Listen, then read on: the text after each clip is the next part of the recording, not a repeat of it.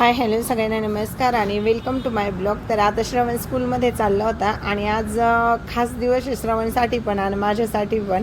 तर श्रवणचा आज बड्डे होता, तर आम्ही त्याला विश केला आणि मी जाताना स्कूलमध्ये त्याचं औक्षण केलं आणि दिवसभर काय व्हिडिओ घ्यायला जमलं नाही, तर मी दुकानावरच होते आणि 6-6:30ला घरी आले. तर मुलांचं चाललं होतं पावभाजी करा आणि मटेरियल पण होतं घरात, फक्त ग्रीन पीस नव्हतं. तर श्रवण घेऊन पण आला आणि पटकन मी भाजी कट करून लगेच शिजायला टाकले, कारण एवढा वेळ पण नव्हता. 6:30-7 वाजत आले होते मला दुकानावरून यायलाच.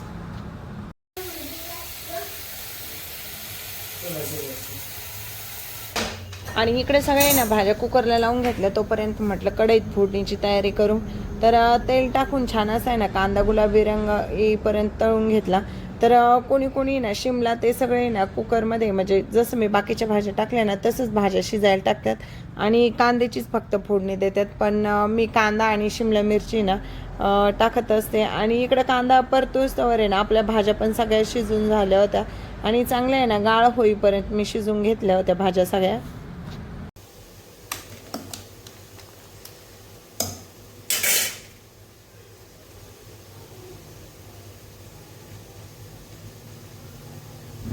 आणि श्रवणचे आहे ना फ्रेंड पण येणार होते, तर म्हटलं बाकीच्या भाज्या पण भाजी करून घेतली नाही, एकदम रिकामं होऊन जाईल, कारण मला बाकीचं स्वयंपाक पण करायचं आहे. कारण नाना आणि हे पण आहे ना पावभाजी खायला थोडीशी खातात, पण त्यांना भाजी भाकरीच लागते.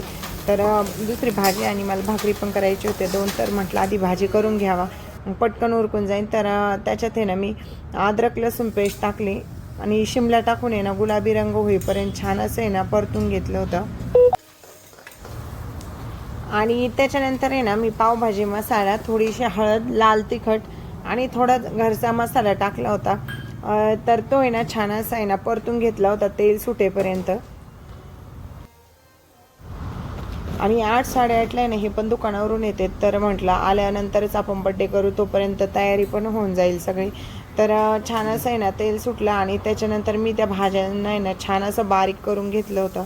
तर आमची आहे ना मोठी भाजी ना त्यातलं आहे ना दिसली पण नाही पाहिजे, असं एकदम बारीक लागतं, तर छान असं आहे ना बारीक करून घेतलं होतं.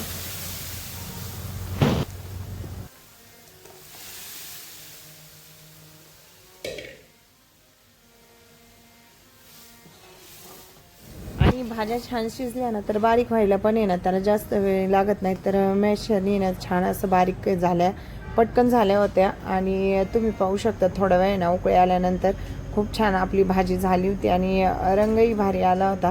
तर त्याच्यानंतर आहे ना भरपूर अशी ना कोथिंबीर मी म्हणजे नेप्तीवरून आणली होती, छान होती हिरवीगार, तर तीच टाकली. आणि इकडे भाजी पण रेडी झाली होती. तर मुलं पण आले होते, श्रवणचे फ्रेंड आणि हे पण आले होते. म्हटलं चला आधी ना केक कट करून घेऊ.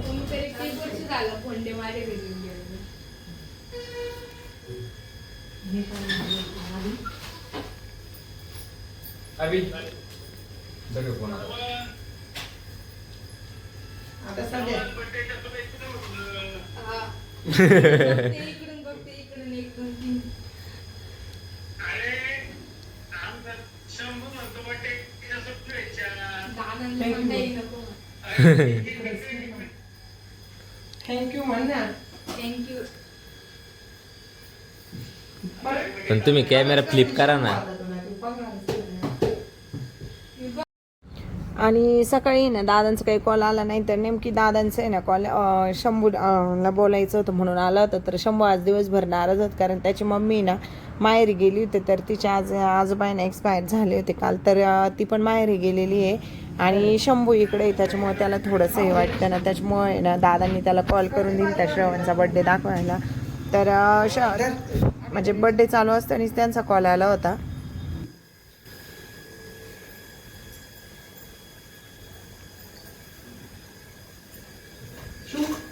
व्यवस्थित बस एकदम पुढं सुरी कोणाकडे द्यायला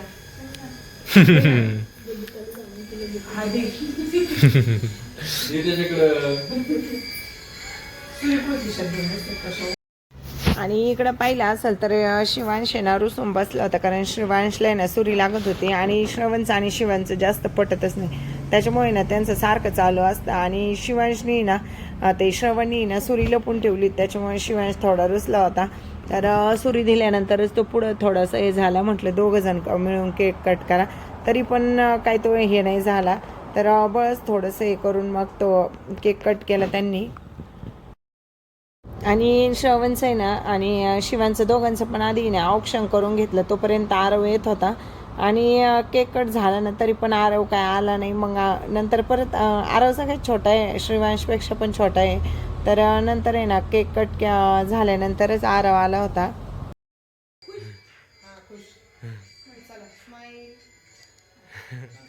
happy birthday to you, happy birthday to you, happy birthday dear Shiv, happy birthday to you.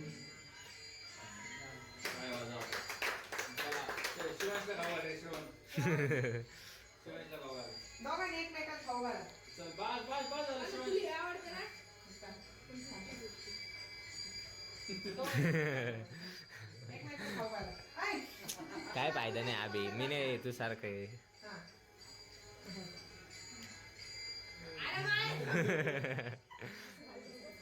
आणि नाना आहे ना नेमकं तिकडं अभंग ऐकत होते रूममध्ये आणि बड्डेला आले ना बोलवल्यावर.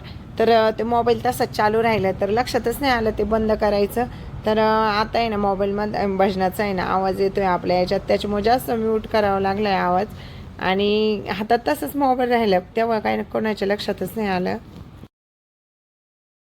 आणि केक कट झाल्यानंतर सगळ्यांनी ना शिवांशला आणि श्रवणला केक खाऊ घातला. आणि त्याच्यानंतर आरव आला होता. तर तुम्ही व्हिडिओत पण पाहताल उशीरच झाला होता आरवला यायला, कारण त्याला एकट्याला बोलवलं त्यावेळेस तो आलाच नाही. जास्त मम्मीपासून येतच नाही तो इकडं. आणि आला ना मम्मीसोबत तर थोडा वेळ लागला त्याला. आणि श्रवणचं 8 दिवसापासून चाललं होतं माझा बड्डे काय माहीत बड्डेला काय असतं, पण सारखं म्हणायचं माझा बड्डे, मला हे आणायचे, मला ते आणायचे, चालूच होतं त्याचं. आणि शिवांचे पहा कसे नखरे चालले. तर आज थोडा त्रासच देत होता ते, कारण त्याच्या मनासारखं नाही झालं, त्याला थोडंसं वाईट वाटतं. आणि श्रवण त्याच्याहून लहान असल्यासारखं करतो, कारण दोघांना पण सारखंच लागतं.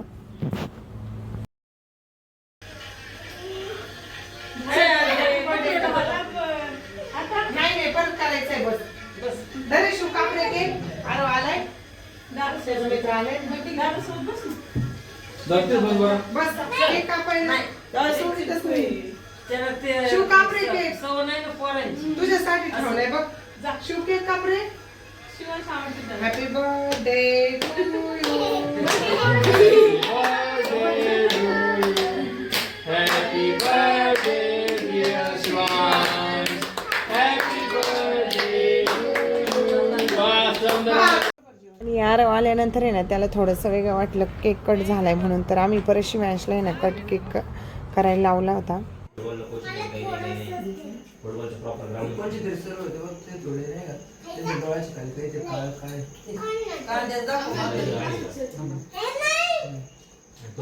आणि आबीला केक आणायला लावलं, त्याच वेळेस जिलेबी पण आणायला लावली. ते म्हटलं काहीतरी गोड आण. तर आबीने ना जिलेबी आणली होती, मस्त पावभाजी आणि जिलेबीचा मेनू होता. तर मुलांनी छान असं आहे ना जेवण केलं आणि त्याच्यानंतर घरी गेले. माझा बर्थडे झाला तर मला माझ्या स्कूल फ्रेंडनी हे 2 गिफ्ट दिले, तर मी यांना अनबॉक्स करणार आहे. तर पहिलं गिफ्ट अनबॉक्स करतो.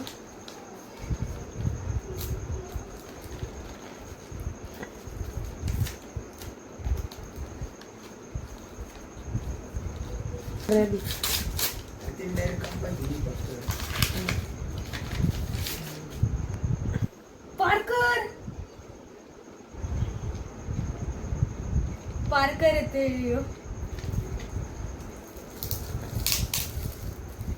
मित्र.